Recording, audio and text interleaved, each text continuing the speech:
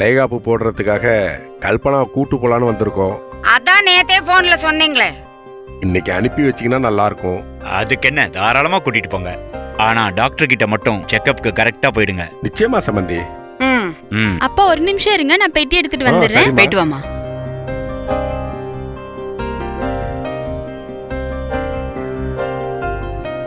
கிளம்பிட்டியாமா? கிளம்பிட்டேன் அத்தை. கல்பனா, நான் அப்ப சொன்னதுதான் இப்பவும். ஆம்பளை புள்ள பிறந்தா தூக்கிக்கிட்டு இங்க வா, பொம்பளை புள்ள பிறந்தா வரவே வராத சொல்லிட்டேன். என்ன அத்தை, எந்த புள்ள பிறக்கும்னு எனக்கு எப்படி அத்தை தெரியும்? இல்ல யாருக்குதான் தெரியும்? இதெல்லாம் வக்கணையா பேசு. அதெல்லாம் தெரியாது சொல்லிட்டேன். ஆமா. கடவுளே, இந்த பிரச்சனையில இருந்து என்ன எப்படியாச்சும் காப்பாத்து. நல்லா இருங்க, நல்லா இருங்க, நல்லா இருங்க, நல்லா இருங்கம்மா.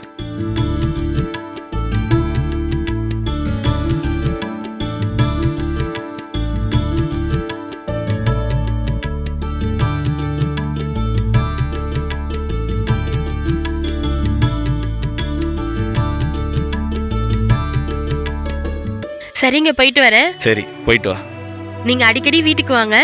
கண்டிப்பா வரேம்மா. நீ கவலைப்படாம போயிட்டு வா. நல்லா சாப்பிடு. டாக்டர் சொன்னதை மறக்காத. சரி, போயிட்டு வரேன்மா. வாம்மா. போயிட்டு வர சொன்னேன். நல்லது, சரிங்க சாமி. போயிட்டு வர மாப்ள. வர மாப்ள. பேக கொடு.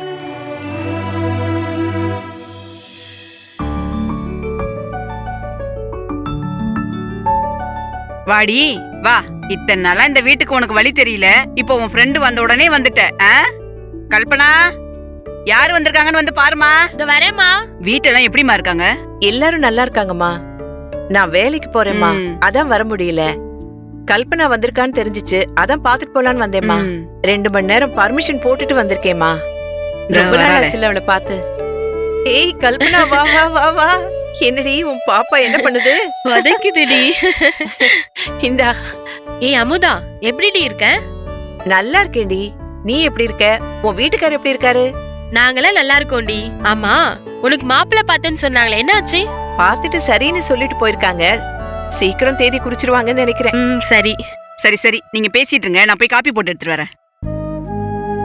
வீட்ல ஒரே பிரச்சனைடி. என்னடி? என் மாமியாரு ஆம்பளை புள்ளதான் வேணும், பொம்பளை புள்ள பிறந்தா திரும்ப இங்க வந்துராதுன்னு சொன்னாங்க.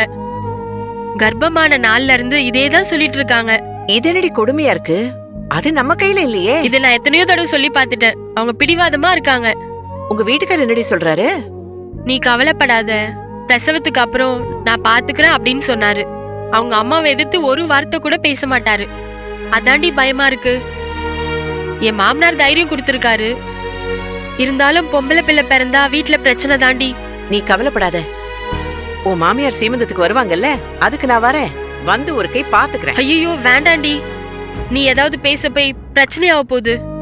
வளகாப்பு வீட்டுல சண்டையாகி சொந்த பதெல்லாம் இருக்கும் போது அசிங்கமா போயிட போகுது. எந்த பிரச்சனையும் இல்லாம, எந்த சண்டையும் இல்லாம உன் மாமியார் மனச மாத்த வேண்டியது என்னோட கடமை. ஏதோ சொல்றடி, ஆனா பயமா இருக்கு.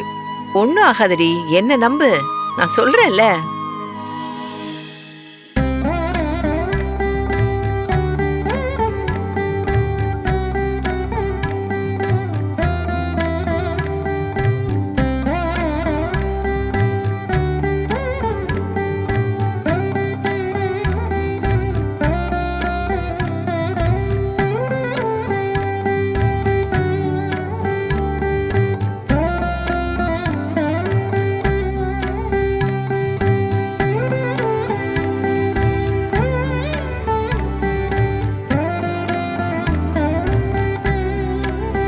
ராசாத்தி, ஏன் கண்ணே பட்டுடும்.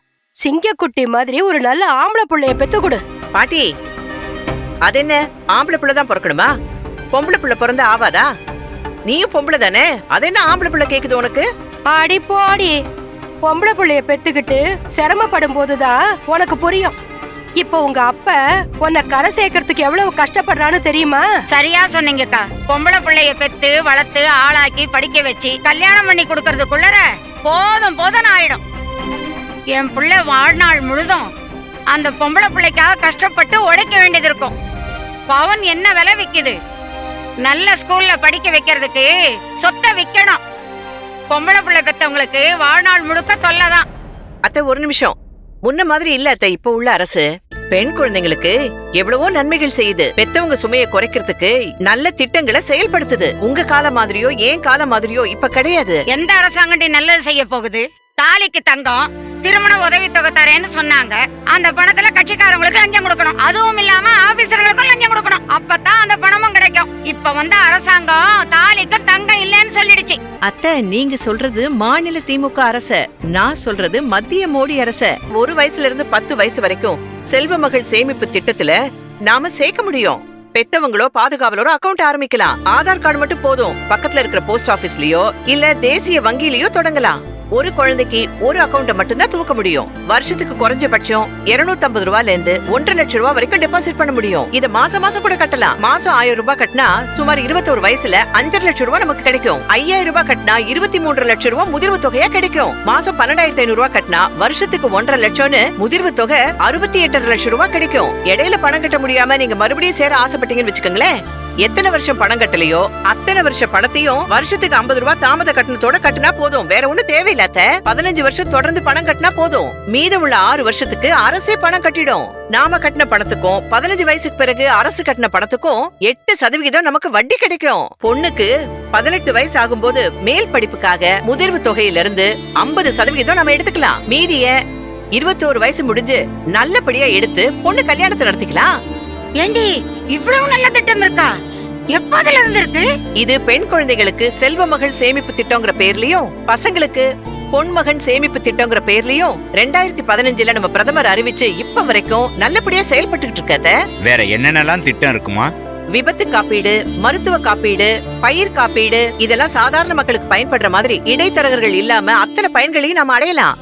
மோடி ஐயா 2018ல இருந்து தேசிய ஊட்டச்சத்து இயக்கத்தை ஆரம்பிச்சு அன்னையில இருந்து கர்ப்பிணி பெண்கள், தாய்ப்பால் ஊட்டும் தாய்மார்கள், 6 வயசு வரைக்கும் உள்ள குழந்தைங்க எல்லாருக்கும் தடுப்பூசி, ஊட்டச்சத்து மாத்திரை, ஊட்டச்சத்து மாவெல்லாம் இலவசமா குடுத்துட்டு வராரு. இது எல்லாமே கல்பனாவுக்கும் அவ குழந்தைக்கும் கிடைக்கிறதுக்கு நான் ஏற்பாடு செய்யறேன். அதுதான் நம்ம மோடி அரசோட சிறப்பே. நீ மோடியை பத்தி இவ்வளவு சொல்ற, அவர் தமிழருக்கு விரோதி அப்படின்னு பிரச்சாரம் பண்ணிட்டு இருக்காங்களே. ராஜனே, உங்க அம்மாவுக்கு தெரியாம இருக்கலாம், உங்களுக்குமா இது தெரியாது? தப்பு செய்யறவங்களுக்கும் ஊழல்வாதிகளுக்கும் தேசப்பற்று இல்லாதவங்களுக்கும் மோடி ஐயா எதிரி. நமக்கு நன்மைகளை மட்டுமே செய்யற அவதார புருஷர் தான் நம்ம மோடி ஐயா. அப்படியா? நீ சொன்னதுக்கு அப்புறம் தான் எனக்கு ஒரு விஷயம் ஞாபகத்துக்கு வருது. தேன் மனித குலத்துக்கு ரொம்ப நல்லது, ஆனா நாய்க்கு அது விஷம். நெய் மனித குலத்திற்கு அமிர்தம், ஆனா ஈக்களுக்கு அது விஷம். வேம்பு மனித குலத்திற்கு அருமருந்து, ஆனா விஷ கிருமிகளுக்கு அது விஷம். இப்போ மோடி ஐயாவும் அப்படிதான். ஆனா உங்களுக்கு பொம்பளை பிள்ளை பிறந்தா மாசம் உங்களால எவ்வளவு கட்ட முடியும்? ஒரு 5000 ரூபாய் கட்டலாமா? மாமா, உங்களால எவ்வளவு கட்ட முடியும்? என்னால எவ்வளவு முடியும்னா மாசம் 3000 ரூபாய என் பென்ஷன் பணத்துல இருந்து என்னால கட்ட முடியும். அப்புறம் என்ன, 8000 ரூபாய் தாராளமா கட்டலாமே. ஏ ராசாத்தி, சரி கல்பனா, எந்த பிள்ளை பிறந்தா என்ன, அவங்கள காக்கிறதுக்கு தான் காவல் தெய்வமா மோடி ஐயா இருக்காரு.